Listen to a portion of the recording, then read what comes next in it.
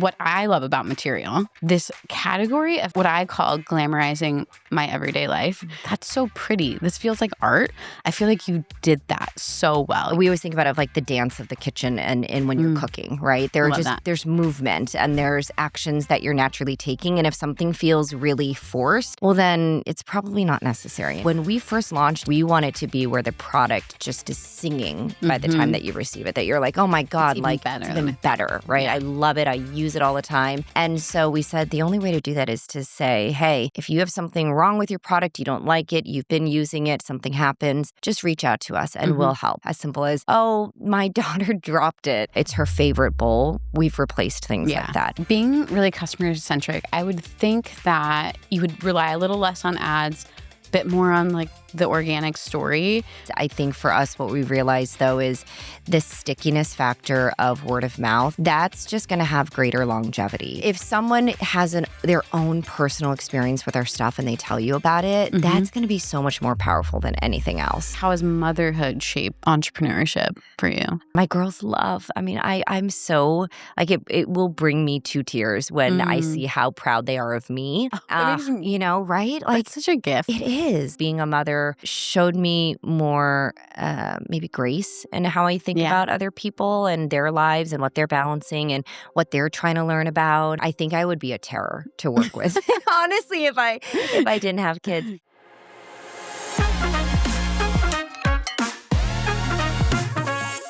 Today, I'm here with Eunice Byun, co-founder of Material, mother, entrepreneur, hype woman. So what I love about Material, and for everyone who doesn't know, you should know, Material is a in-home cookware brand.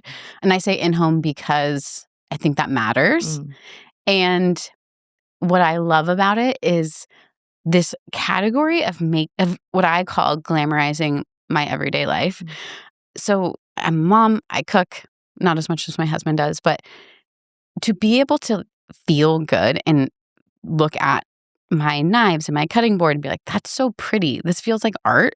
I feel like you did that so well. You made what we all just collectively decided would be kind of boring and normal. And you're like, I'm going to make this artistic. And I think that is such a gift. Not everyone can make something simple artistic, but how, I guess, just as a way to kick this off, like, how did you decide that's what I want to do? Yeah. Well, first of all, thank you so much. That's so kind of you to say. And I mean, I think a lot of it just came from a place of personal need and want. And I always say, I was that kid growing up that never knew what they wanted to do. But I think if I really look back on the different jobs that I've had, the different industries that I've been in, I've always been obsessed with two things. And it's one, people, and really understanding the why. Like, why do people like this product? Why do they like this brand? What's motivating them? So always being very human-centric. And then the second thing is just loving design, loving beautiful things. And I think always being focused on not fast fashion things, like always really being a little bit of an old soul, like liking classics, really understanding that. And I think maybe that's a little bit of the Korean side of me of, really appreciating history and heritage and being very values oriented. And so I think it's always been there. And it really came to a head when I had my older daughter, who's now 10 and a half, and you live in a New York City apartment, your place is so small.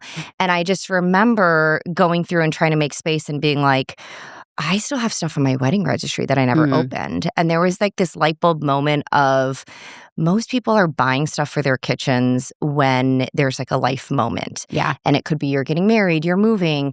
And I think there was this heightened sense of, but why, right? Like, why does that have to be the moment? Why can't you be inspired more day to day? And maybe you just start liking to cook and you almost start accumulating and building a collection. And it doesn't have to be a $400 purchase. It could be, oh, I saw that and I want to salt my food a little bit more. and feel the salt in my hands, you know, so you might have a salt cellar. So starting to layer things into your space in a way that feels super organic.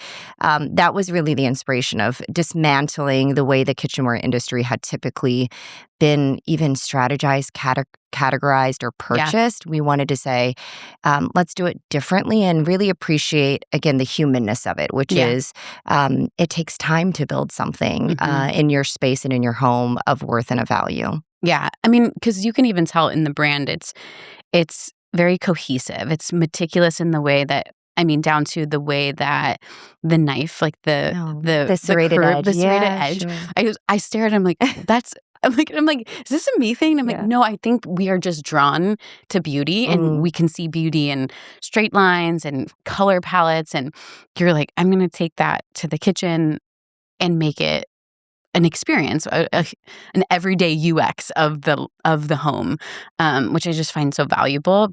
And it's such an opportunity. In my head, I'm like, wait, what other things are boring? Like taxes. Like, can we make them pretty? Like, what do we do? And it's such an opportunity to like create feeling out of something. So I just think that's so impressive. But I think I love that your career wasn't linear, because as a other nonlinear career who will not work somewhere for optics or stay somewhere for optics, I'm loyal, but I'm also, like I've heard you say before, led by more intuition. Like, does this still feel right? Does this still feel like I'm creating value and purpose? I think, did you have people say, wait, why would you leave Goldman Sachs, or why would you leave Revlon? Like, what was that journey like of like people speaking into your life? Sure. In that journey? Yeah, I mean, for sure. I think in the beginning, there were a lot more questions. And then after a while, people were like, okay, we get it. Like, that's just Eunice. She's going to end up somewhere else doing something totally different. But I think for me, you know, the North Star was always, am I learning something, right? And I think because even in school, like, I didn't study finance. So I wasn't even expecting. Yeah, I know, seriously. I wasn't even expecting to end up at a place like Goldman.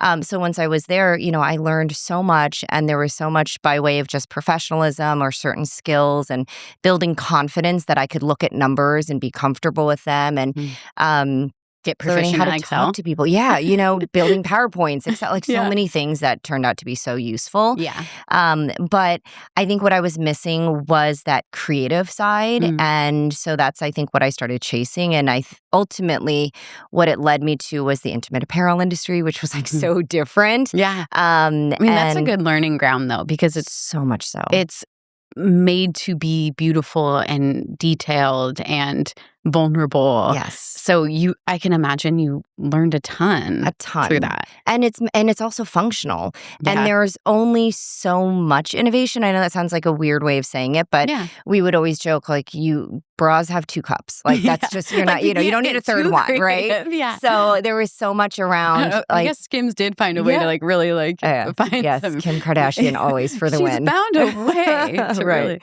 Really. So it was, you know, I think it was a really great space for me to learn the mechanics of a business, all the elements of a business, everything from merchandising to design to forecasting to sales to marketing. And I almost feel like I got a crash course in entrepreneurship without even knowing it and without ever being able to name it. Yeah. So from there, you know, I had my first taste of a startup and, you know, kind of got hooked on the idea of you can build something and you can start with a concept and idea and ultimately you can see it come to fruition. Yeah.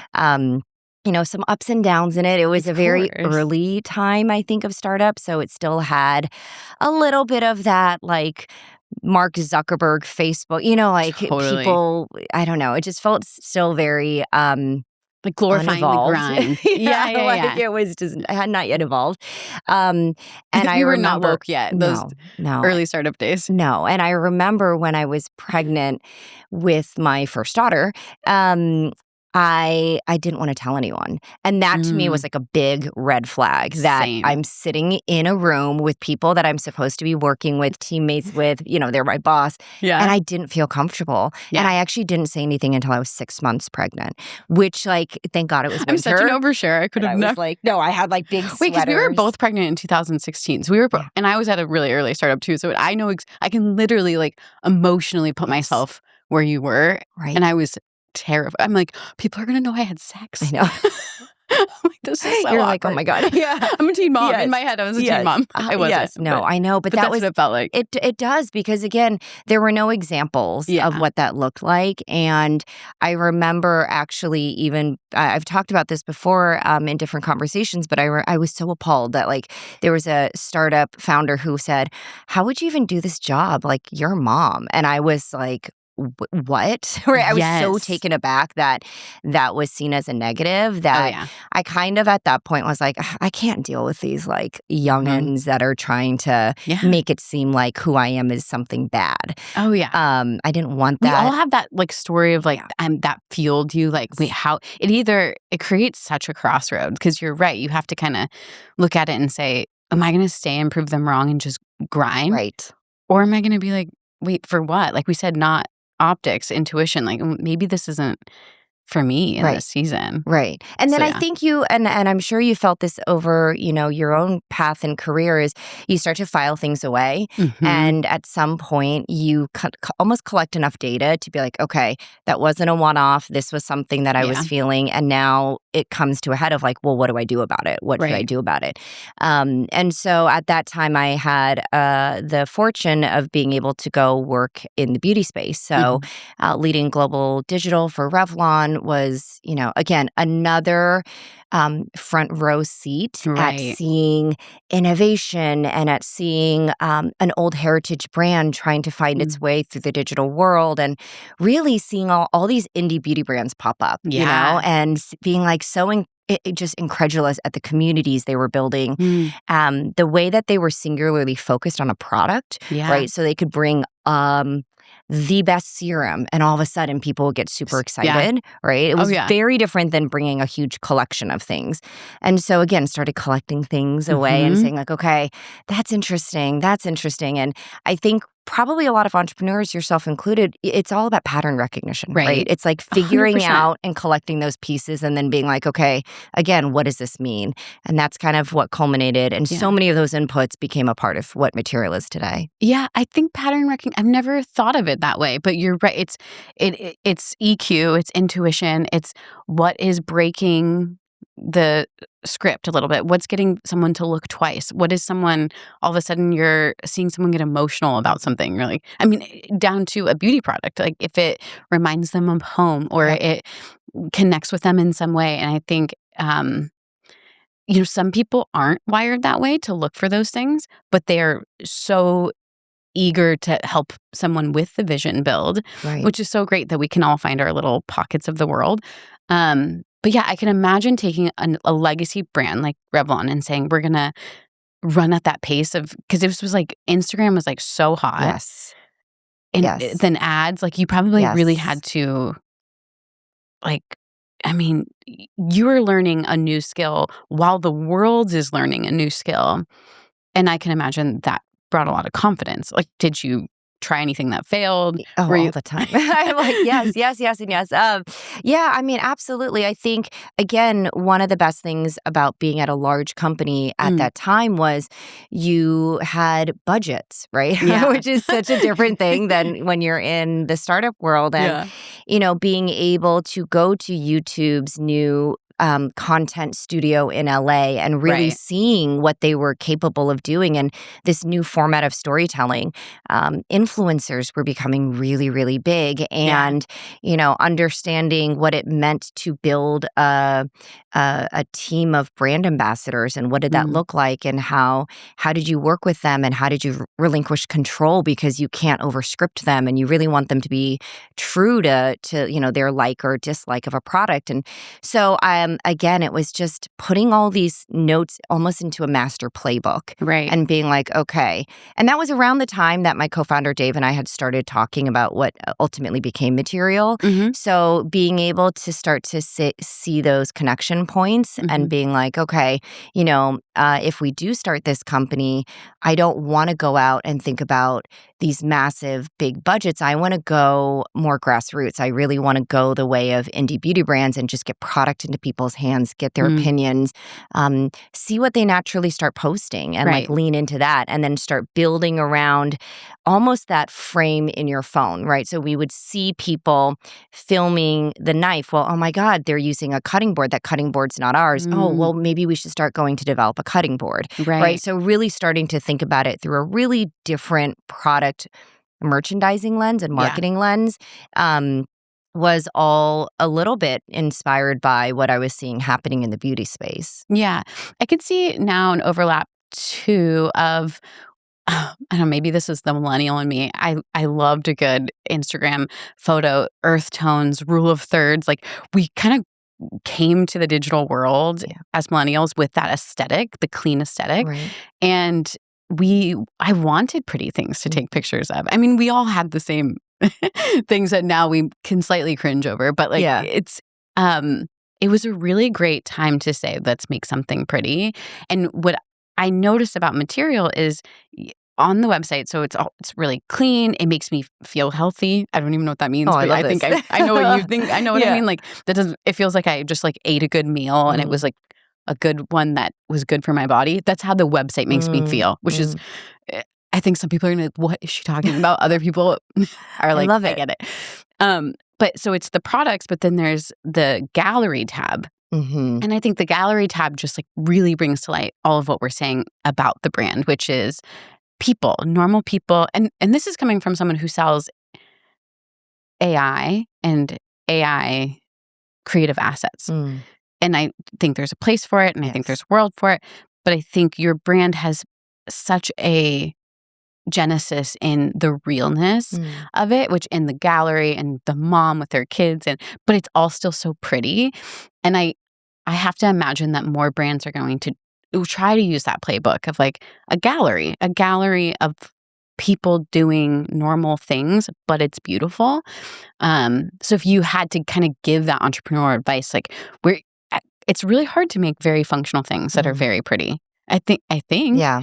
How would you kind of guide someone who was like, I want to make, I don't know, what's something kind of boring that like everyone's gonna like want that idea now, but there's things that are just standard that you can make pretty. Yes. How would you advise people? Yeah, I think it always comes back to the human element for us, right? And being crystal clear on, well, what are we trying to get this person to feel? Like almost putting ourselves in their shoes of what's that point of frustration. And it could be such a subtle thing. Like one of our products that I love is called the Resting Stones. And it was just a place of me. Love those, by the way, for the spoons. Yes. And it was just like cooking in the kitchen. It's the matte finish that I love about it. Yes.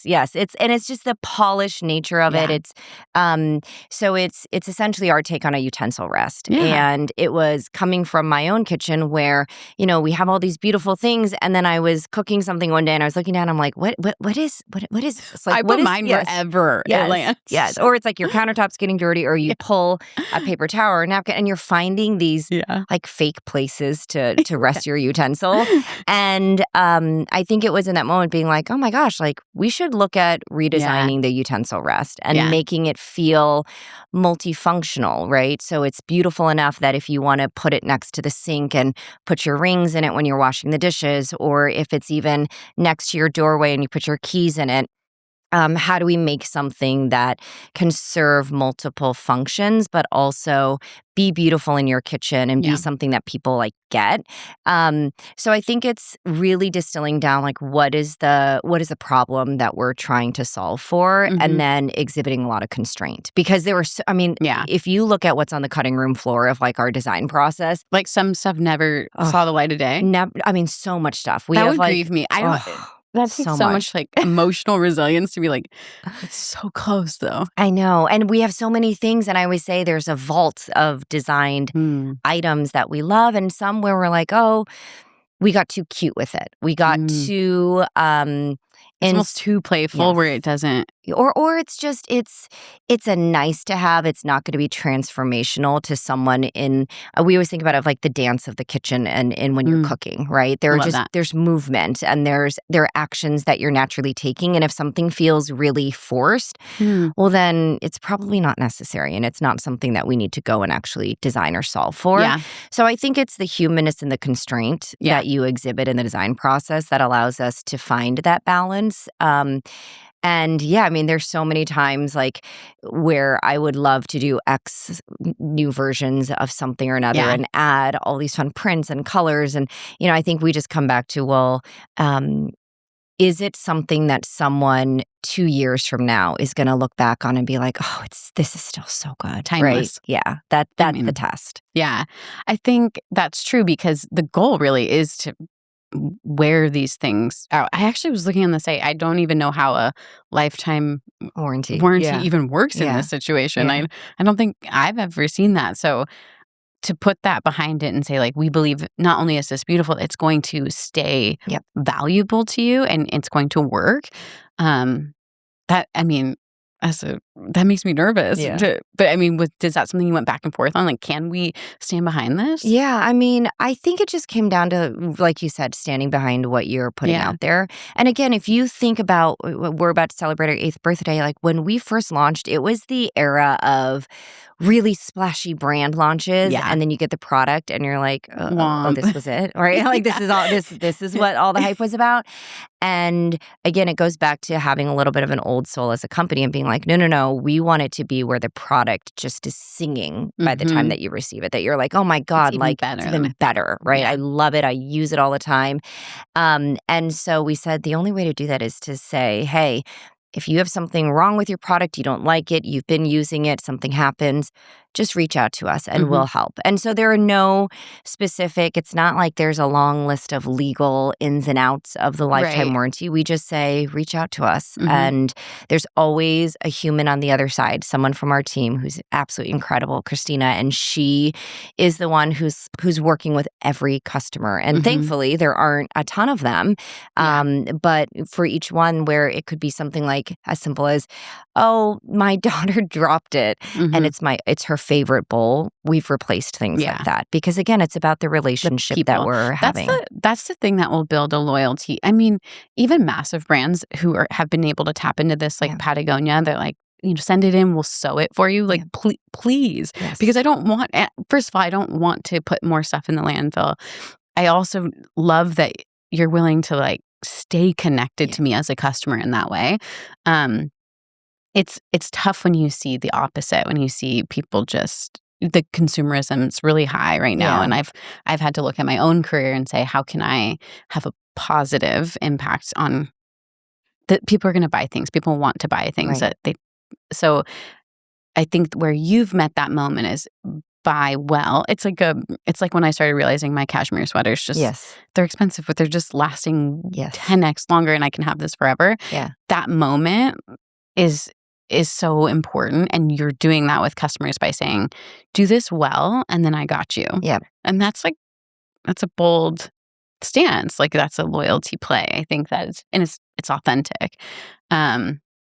Is there a world where you're trying to keep, I'm calling them SKUs, but like your products like still in like a capsule, like you don't want to have too many options? Oh, of course. Absolutely. And I think that's, again, one of the design values that we have is we're always centered on an edit, like a point of view, right? Yeah. So you're not going to have a knife block set that has 16 different knives in them, because the reality is, first of all, you're not even going to use them. Yeah. So I don't want to do that many dishes. No. And like also, it doesn't even look that great on your countertop because there's just, you have like a gazillion knives. Most of them are. Yeah. Like 12 at least. Yes. And it depends on the configuration. And, again, yes, there are some people, if you are cooking fish all the time and you want a fillet knife, like have at it, enjoy it, love it. Like you do you. But most people really need 3 knives, maybe 4 knives. And so we feel like our job is to design those must-have items. And we always say the barometer is it something you reach for every single day, right? My wine opener. Yeah. I love it. I know. We need to do that. It was like thinking about when you said like the dance of the kitchen. just did you do any, like, did you watch people? Was it your own family? Like, Yeah. what was the R&D? So much of it is just a amalgamation of things, in all Yeah. honesty.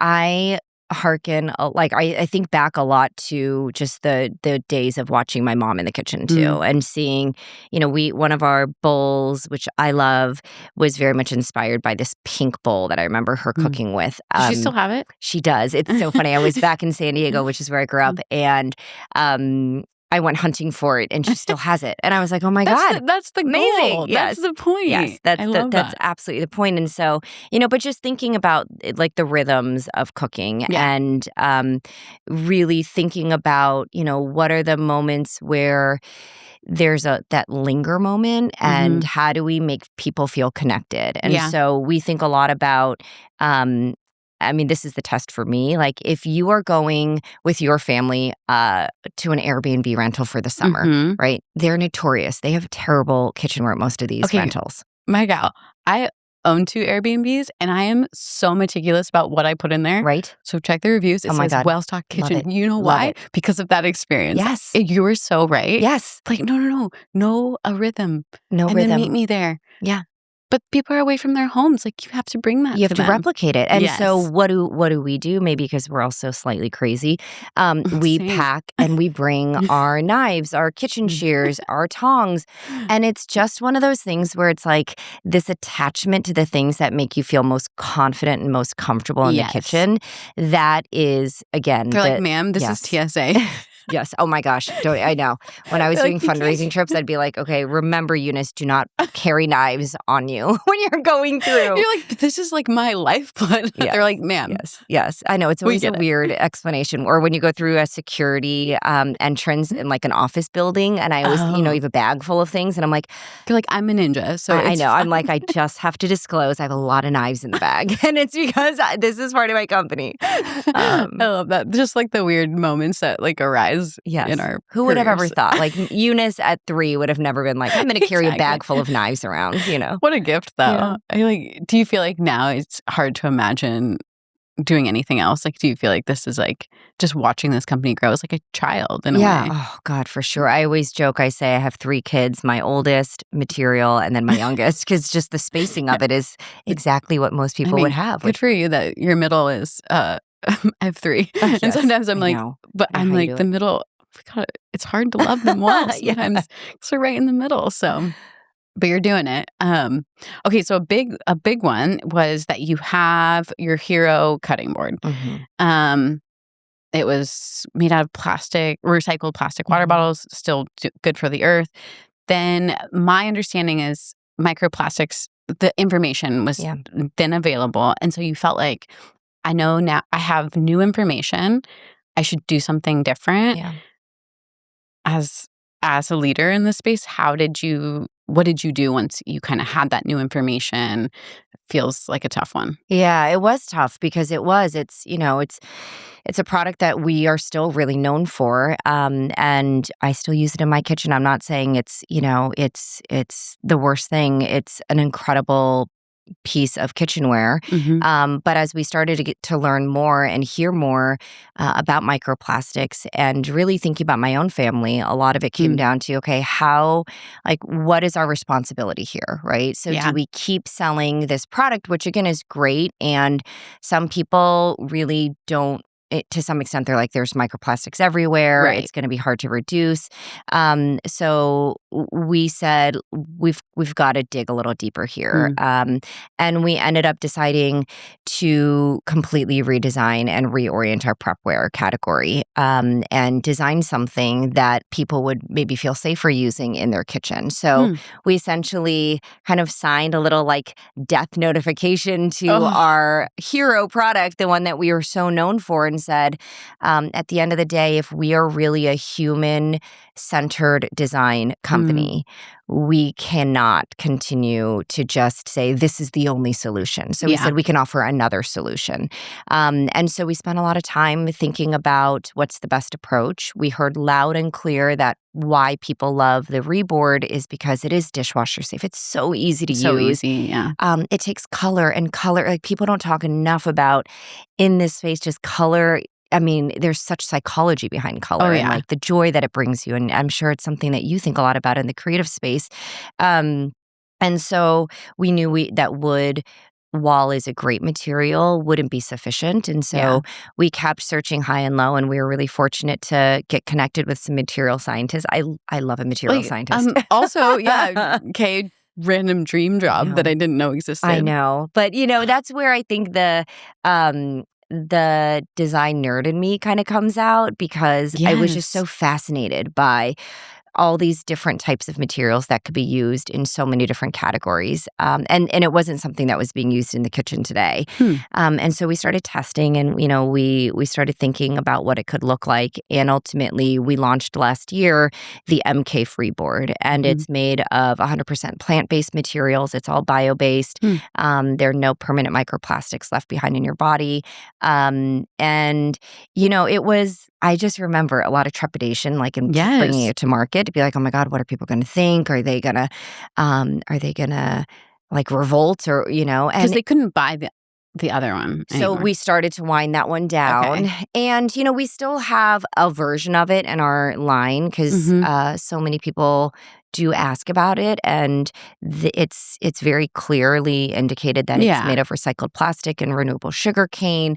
And it's been a lesson, I think, in trusting your community. And trusting that they do their research. I think you're so right earlier when you said consumers are smarter than ever before. I just think so many people have more information at their fingertips. They're being more inquisitive. They really want to know what the company is all about, what are the products about. And so we are kind of an open book about it.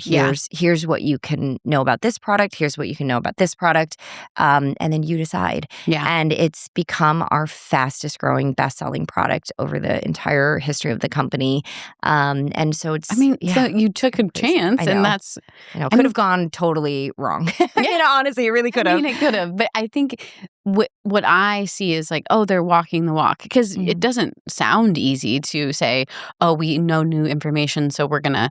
Because I think a lot of people would say, well, it's not broke, don't fix it. Like, just tell them what's in it, and they can decide.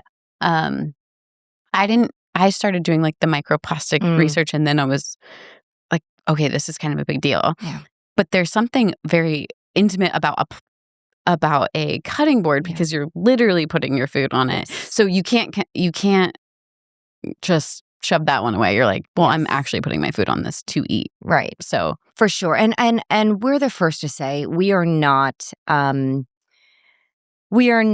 like these die hard, like I'm happy to drink out of a plastic water bottle, right? It is. And it's about making maybe certain swaps that will potentially, have an impact, because of, like you said, it's like a high volume touch point with food, right? If you're cutting on a board, no matter what, wood, glass is a little bit different. No one should be cutting on a glass cutting board. Wait, I think like our grandmas had those, right? I know. It's just so steel is a really popular one now. What about wood? So wood is great. Wood is great. And there are some antimicrobial properties to it, but I think there's a lot of upkeep on it, right? You have to oil it. You can't put it in the dishwasher.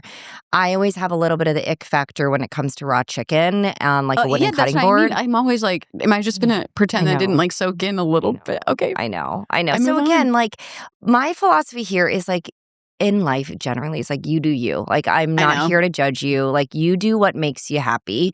I can only tell you what decisions and choices that I've made, and like take it or leave it, right? So the same thing here. Like I have wood cutting boards. I love them for charcuterie boards, like things like that, right? But if I'm prepping raw meat, I want something I can put in the dishwasher and like know is going to get sanitized. And so, wood is, again, it's great. You're still going to get microparticles, but they are, they pass through and they'll break down in your body. And that's the same thing with this plant-based material. What is the material? Like bamboo?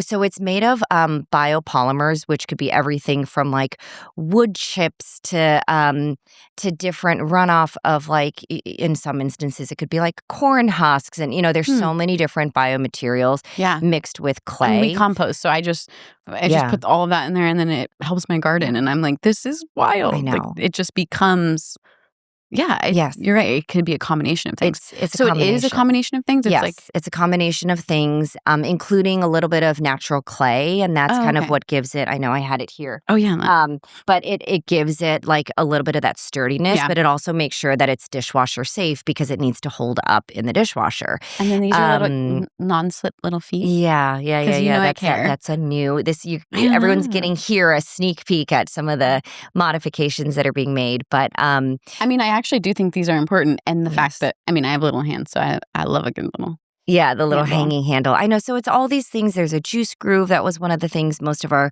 customers would Oh, talk to us ask about. for? Yeah. So we take. Hmm. I mean, every single email that comes in or every single DM, like we are looking at it. We are again filing it away, looking for different patterns, Yeah. things that we may want to incorporate into the design. And so yeah, it's an innovative new material. And Like, yeah, it allows sometimes I us forget a to camera's in yeah here. to tick a lot of boxes here Yeah. because we always say it's not like a traditional plastic cutting board because you're not going to have particles left behind in your body, and then it is dishwasher safe, so it's better than wood, and it keeps your knife edges sharp, unlike Yeah. steel cutting boards, which really do dull your knives. Yeah. I made in Finland. Yeah, yeah, Okay, now I know. that's just like Where bougie. That's That where our just feels mad material scientists are. really? Yes, I love yes. that. Like, designed Yeah. in NYC, made in Finland. I I'm know. like, just sign me up. Yes, yeah. No, it's Listen, been I'm a really sucker for that. fun. It's I will say, yeah, it was a roller coaster of a ride last year with all the tariffs, and Oh, we're yeah, still all and dealing with them. But yeah, no, it's been really fun to develop something that we've already done really well and yeah, challenge ourselves to think differently, and to also respond to our customers and what yeah. are some of the things that they've always wanted that we just hadn't incorporated in designs yet. Being really customer-centric, I would think that, you would rely a little less on ads, bit more on, like, the organic story, which is a slower burn. Yes. But is that how you've decided to go is Yes. I would think and I'm gonna say micro influencers just because Yeah. the mom with, like, just a beautiful, simple life, Mhm. doesn't not a million followers, just a normal mom, Mhm. I would think those were your people. Yes. I mean, and I think we've been so fortunate to Or have husband, by the way. My everyone. husband's a stay-at-home dad, so I shouldn't Yeah. even put them in the roles like that. He would love this. Yeah, absolutely. But that's the thing is when you're creating a product of value, you can Mhm. immediately think of 10 people in your life Yeah. that would want it or benefit from it. Yeah. And I think we've been really fortunate to have incredible chefs, whether it's Doug Saltis, who is the Mm. #1 American steakhouse in the US. He is, he's not only an investor, but he utilizes and uses our products. We've got people like Samin Nosrat, who Mm. was just in the New York Times talking about some of our products and how much she loves them. So we've got these incredibly accomplished individuals Yeah. who you would trust as experts. And then you have, I don't know, like Jane in Chicago, who just Yeah. loves it. And it's something that she tells all her friends about. So, Mhm. we do lean really heavily into influencer marketing, really thinking about how do we just get product in people's hands Yeah. and let them tell people Yeah.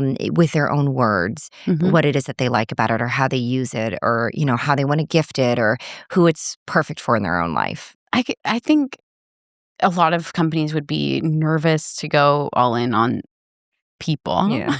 They want the growth hacks and the ads galore, because it feels like the surefire way. But if you're taking the longer, slow approach of loyalty and, but has there ever been and I know you're quite protective of the brand, and when I mean, Mm. like, you care about which vendors you use, which AI you do or do not introduce, um, do you ever feel like, "Okay, maybe I need to loosen the reins," and, Mm. okay, like, the opposite, it's just like a devil's advocate, like, maybe we should try this, go all in on ad spend or Yeah. It's like, do you ever challenge that part? For sure. And I think, we've definitely had our share of lessons along the way of, and I think the classic cycle that happens, maybe a little less so in the consumer space, but, you take in some funds and then there's this expectation that it's going to be like this hockey stick approach. And, we've done things, we've definitely tried ads. I think for us, what we realized though is the stickiness factor of word of mouth. And I always say it's digital word of mouth. So it could be someone you follow. It could be an editor writing about us. It could be a friend posting about us.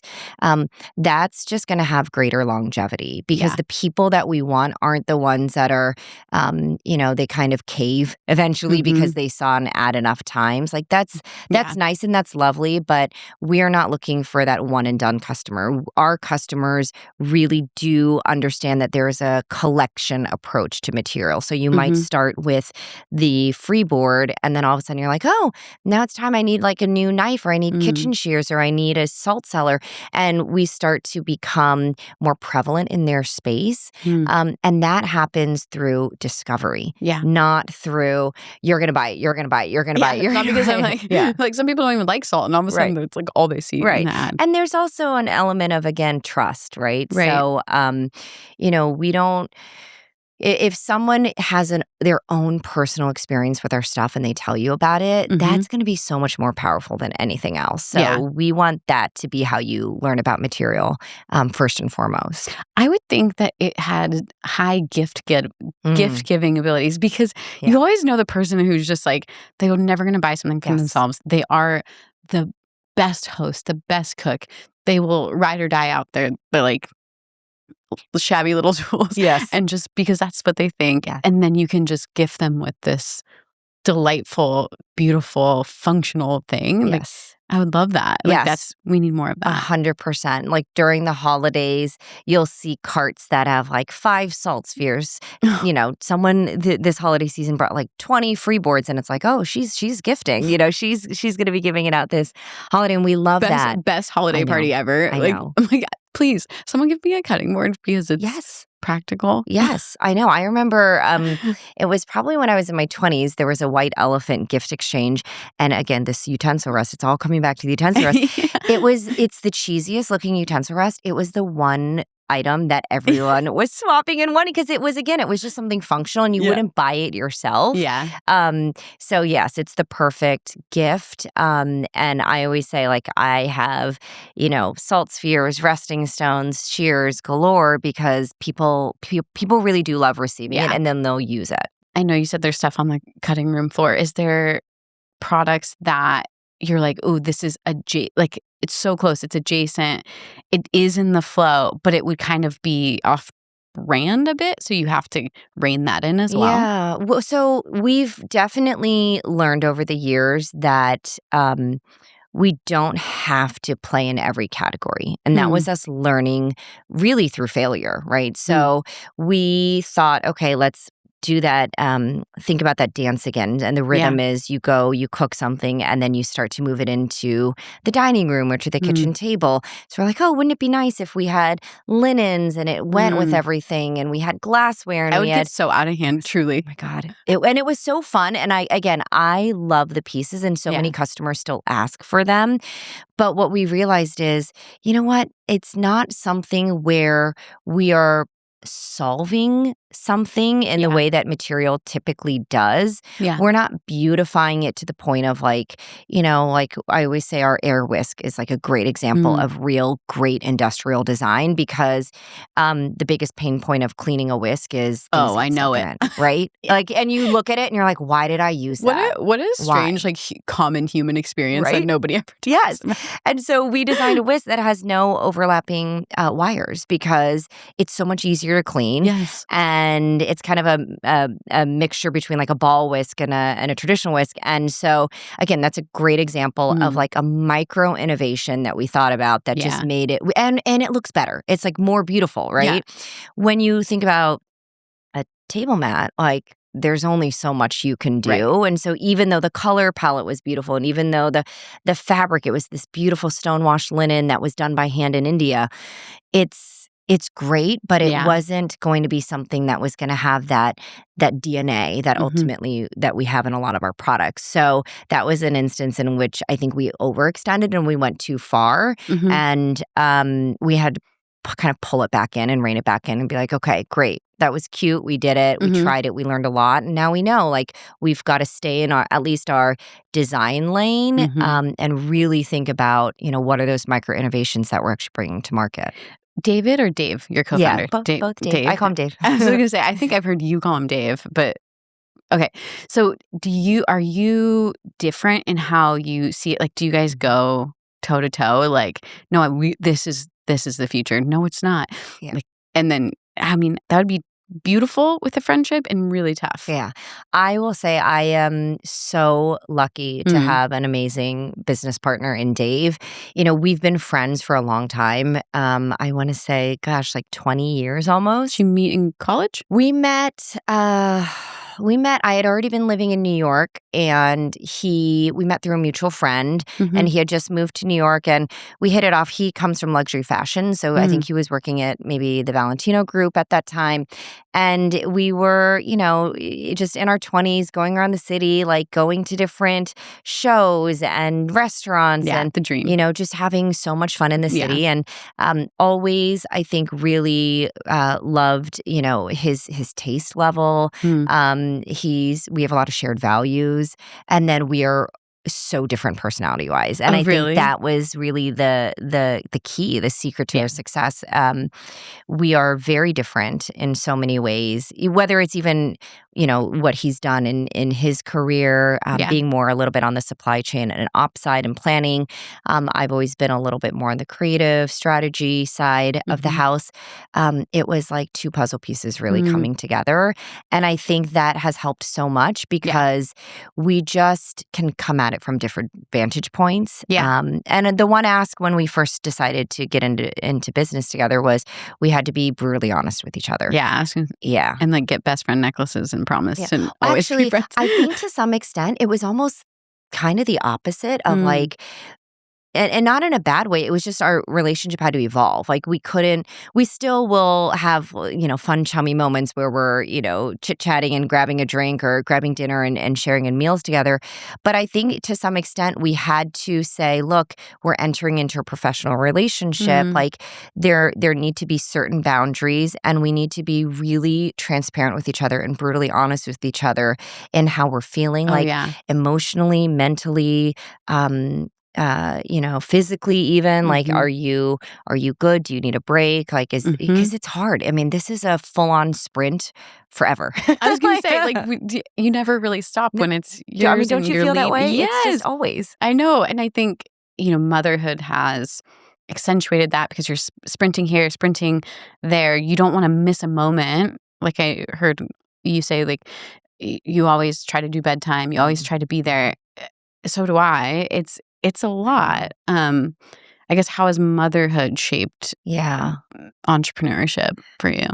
I don't think I would be a good entrepreneur if I weren't a mother. I mean, I always think you'd that, go all in and just burn yourself I think I would. I think I would have been way too not only all into the point of burning out, but also not understanding other people who couldn't meet me at that level. And I think that was the biggest lesson that I learned is, you don't have to be a parent. You don't have to, have kids in order to want some semblance of wholeness in your life. Totally. Right? So 2026, motherhood's not the only way.